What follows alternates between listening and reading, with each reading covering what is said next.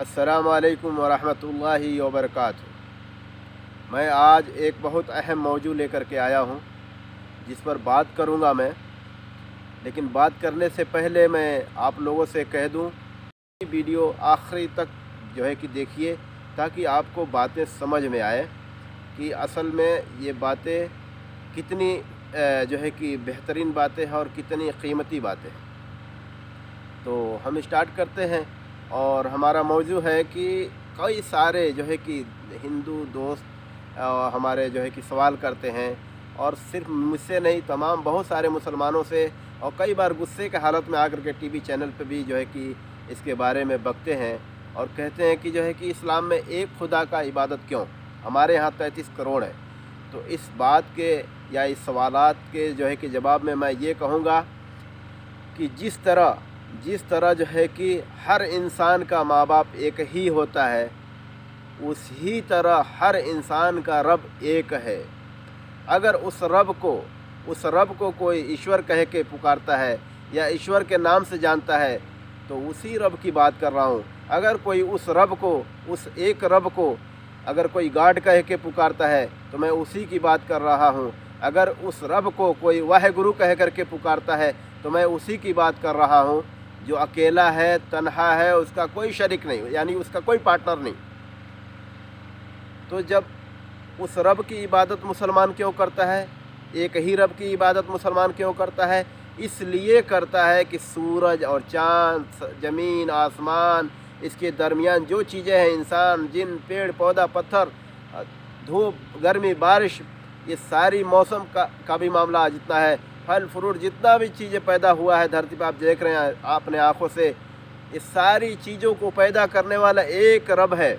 और मुझसे जो गैर मुस्लिम भाई, हिंदू भाई जो है कि एतराज़ किए कि एक रब की इबादत आप लोग सिर्फ क्यों करते हैं, हमारे यहाँ 33 करोड़ जो है कि देवी देवता है, हम उनकी इबादत करते हैं, हम उनकी पूजा करते हैं। तो मैं उनसे कहूँगा या कहता हूँ जब कि ये बताइए कि ज़मीन और आसमान, सूरज, चाँद और इंसान, जिन, इन सारी चीज़ों को पैदा करने वाला कौन है? दिन के पीछे रात, रात के पीछे दिन, ये निकालने वाला कौन है? और जो है कि धूप और बारिश, गर्मी, ठंडी, ये मौसम को बदलने वाला कौन है? ये कौन सा आपके 33 करोड़ में कौन करता है? तो बोलते हैं, उनका जवाब एक ही होता है कि एक ईश्वर है, वो तो उसी का काम है, और उसी का काम है कि हमें पैदा करता है, उसी का काम है हमें मौत देता है, उसी का काम है जो है कि हमारे लिए बारिश करता है, धूप करता है, हमारे लिए ठंडी गर्मी, ये मौसमें चेंज करता है, उसी का काम है जो है कि ज़मीन से हरे भरे सब्ज़ निकालता है, फल फ्रूट निकालता है, उसी का काम है जो है कि ये सारी कायनात का चलाना उसी का काम है। तो मैं उनसे यही कहता हूँ कि भाई, जब सब कुछ उसके कंट्रोल में है, सब कुछ उसके मर्ज़ी से, उसके हुक्म से हो रहा है, तो पूजा आप दूसरे का क्यों करते हैं, इबादत आप दूसरे का क्यों करते हैं? जाहिर बात हो गया, क्लियर बात हो गया कि कोई इबादत के लायक नहीं। आप खुद कह रहे हैं इस बात को। जब सारे चीज़ का मालिक वो है, सारे चीज़ों का अख्तियार और कंट्रोल उसका है, तो इबादत भी उसी का होना चाहिए। जिस तरह हम सारे इंसानों के माँ बाप एक ही माँ बाप होते हैं। हमारे बाप के शक्ल का कोई और आदमी दिखेगा तो मैं उसको बाप नहीं बोलता, क्योंकि बाप बोलूँगा तो हमारे अपने सगे बाप को बहुत दुख होगा कि ये क्या कह रहा है। हमारी माँ को गाली होगा एक तरह से, माँ भी बोलेगी कि क्या कह रहा है ये बच्चा, मुझे इल्ज़ाम लगा रहा है मेरे ऊपर। क्योंकि जो सच्चा, जो हर इंसान का बाप है, वो एक ही है। तो एक ही को हम जिस तरह पापा, डैडी, अब्बू जो है कि कहते हैं, उसी तरह हमारा सच्चा रब एक ही है। तो उसी को हमें रब कहना चाहिए, उसी से हमें अपनी परेशानियों को शेयर करना चाहिए, उसी के सामने हमें सर झुकाना चाहिए, सजदा करना चाहिए, उसी के सामने हमें रुकू करना चाहिए, यानी झुकना चाहिए, उसी के सामने हमें जो है कि हाथ फैलाना चाहिए, क्योंकि वही हर चीज़ का मालिक है, वही हर चीज़ का देने वाला है।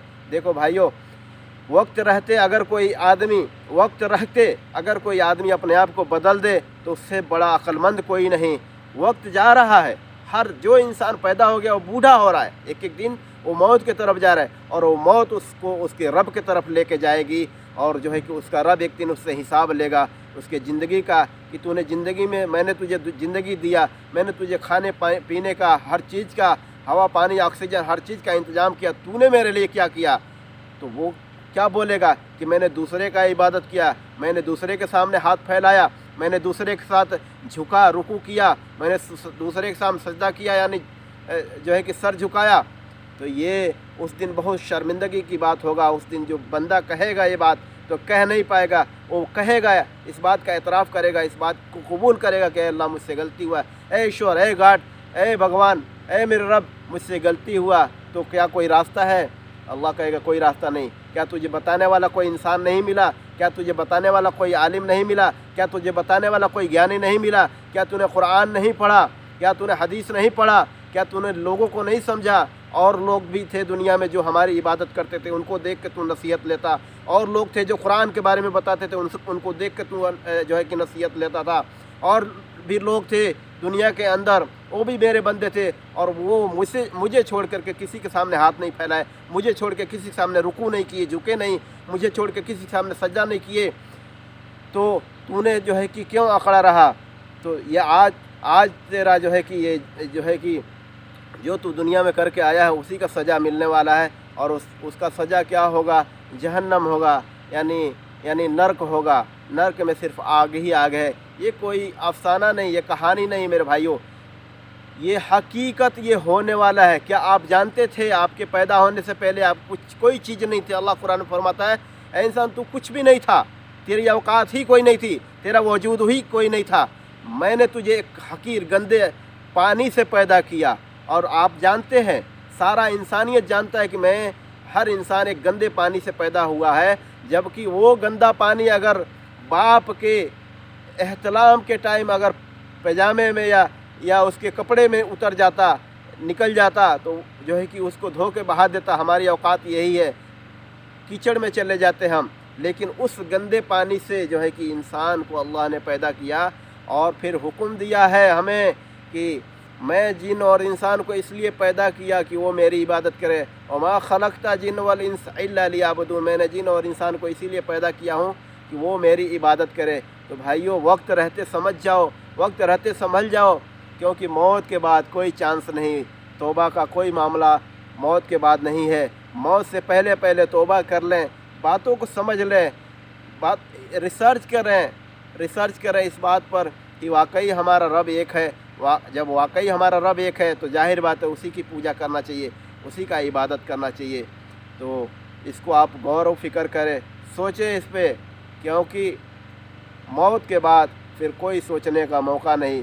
मौत के बाद दुनिया में आने के लिए कोई मौका नहीं, मौत के बाद तौबा का कोई मौका नहीं, मौत के बाद कोई मुआफ़ी नहीं। तो वक्त रहते भाइयों और बहनों, आप सोचो और गौर करो, और इस ज़िंदगी का फ़ायदा उठाओ। इस ज़िंदगी का मकसद इस दुनिया में हमें पॉपुलर होना नहीं है। इस ज़िंदगी का मतलब हमें इस दुनिया में बहुत पावरफुल, बहुत अमीर तरीन बंदा हो जाना नहीं है। इस ज़िंदगी का मकसद और मतलब है आखिरत को संभालना, मौत के बाद के ज़िंदगी को सही करना, जन्नत के लिए अपने आप को तैयार करना, जहन्नम से अपने आप को बचाने की कोशिश करना। तो ठीक है, आप कोशिश करें और हमारे लिए भी दुआ करेंगे, और हमारे चैनल को सब्सक्राइब करेंगे और वीडियो को शेयर करेंगे। अस्सलामु अलैकुम व रहमतुल्लाहि व बरकातहू।